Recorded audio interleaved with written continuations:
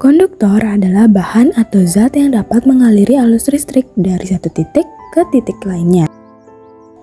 Mengapa arus listrik dalam konduktor mengalir dengan mudah? Hal itu karena konduktor memiliki elektron bebas di permukaannya, sehingga elektron dapat mengalir dengan sangat mudah di dalamnya.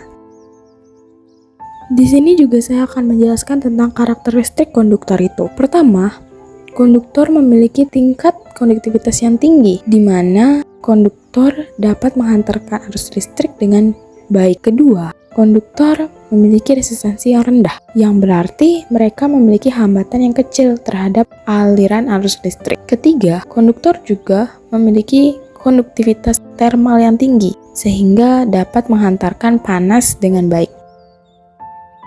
Apa saja sih bahan-bahan yang termasuk dalam konduktor? 1. Kawat logam biasa, seperti tembaga, aluminium, dan besi. 2. Kawat logam campuran, yaitu logam dari tembaga atau aluminium yang dicampurkan dengan logam jenis lainnya. Contohnya seperti all aluminium alloy konduktor. 3. Kawat paduan logam, yaitu dua atau jenis logam yang dipadukan dengan cara kompresi, peleburan, dan pengelasan. Contohnya kawat baja berlapis tembaga. Keempat, ada kawat lilit campuran, yaitu kawat yang lilitannya terdiri dari dua jenis logam atau lebih. Contohnya seperti aluminium konduktor steel reinforced.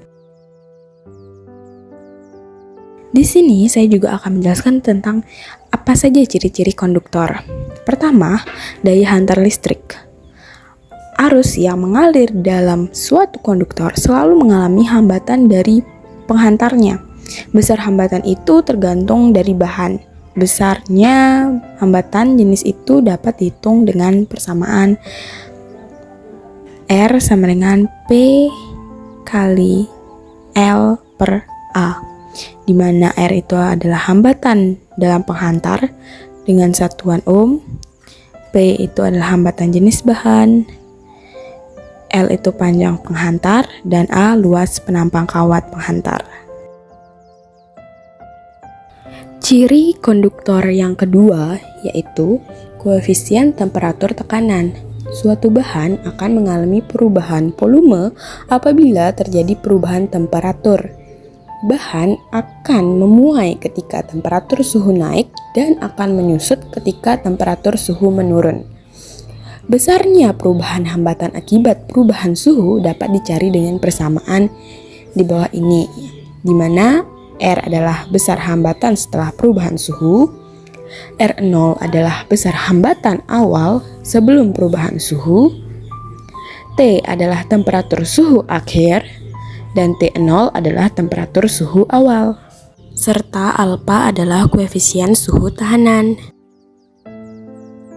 Ciri konduktor yang ketiga adalah daya hantar panas. Daya hantar panas merupakan jumlah panas yang melalui lapisan bahan dalam waktu tertentu. Contoh, bahan atau benda yang mempunyai daya hantar panas yaitu logam. Daya hantar panas dinyatakan dalam bentuk satuan kalor per jam derajat Celcius. Ciri yang keempat itu ada ciri daya elektrotermo. Daya elektrotermo merupakan daya elektromotoris termo yang digunakan dalam kondisi suhu yang berbeda.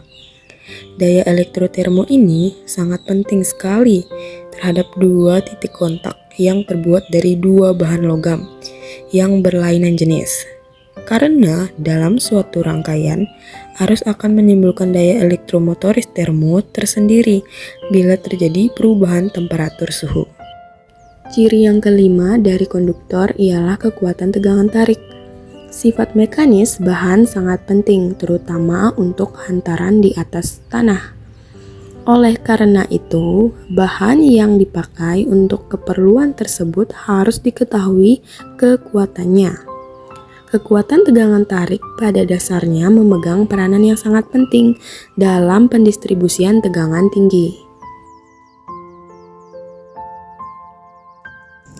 Biasanya di mana saja sih penerapan konduktor itu?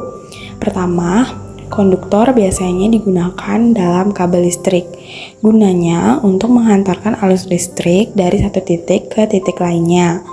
Kedua, konduktor juga digunakan pada komponen elektronik seperti resistor, kapasitor, dan induktor. Ketiga, konduktor juga digunakan dalam sistem pengisian dan distribusi listrik pada kendaraan listrik. Keempat, konduktor juga digunakan pada peralatan rumah tangga seperti oven, kulkas, setrika, dan mesin cuci, serta peralatan listrik lainnya. Di sini saya akan menjelaskan kelebihan konduktor. Pertama, konduktor memiliki kemampuan mengantarkan arus listrik dengan baik.